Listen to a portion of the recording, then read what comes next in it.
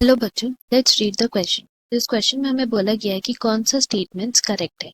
Statements हमें क्या दिए गए हैं। ए में है adenine pairs with thymine through 1H bond, B में है adenine pairs with thymine through 3H bonds, C में है कि adenine does not pair up with thymine, और डी में है adenine pairs with thymine through 2H bonds.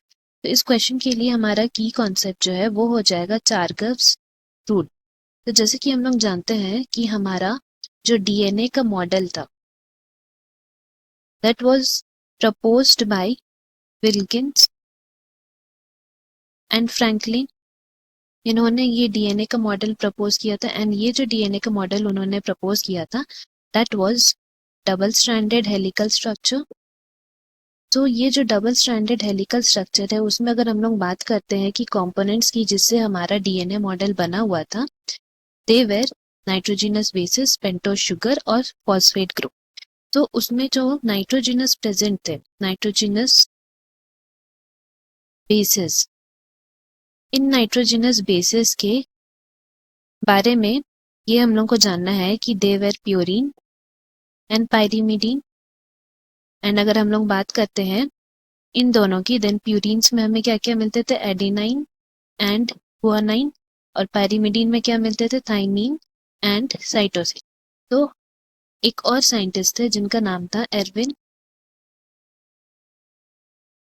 टारगप।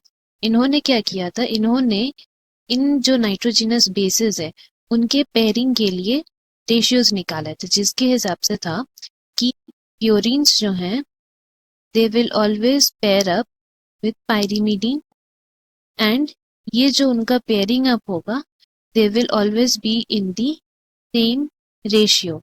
जिसका मतलब है कि ये पेयरिंग इस हिसाब से होता था कि adenine always pairs up with thymine with 2H bonds and guanine always pairs up with cytosine with 3H bonds।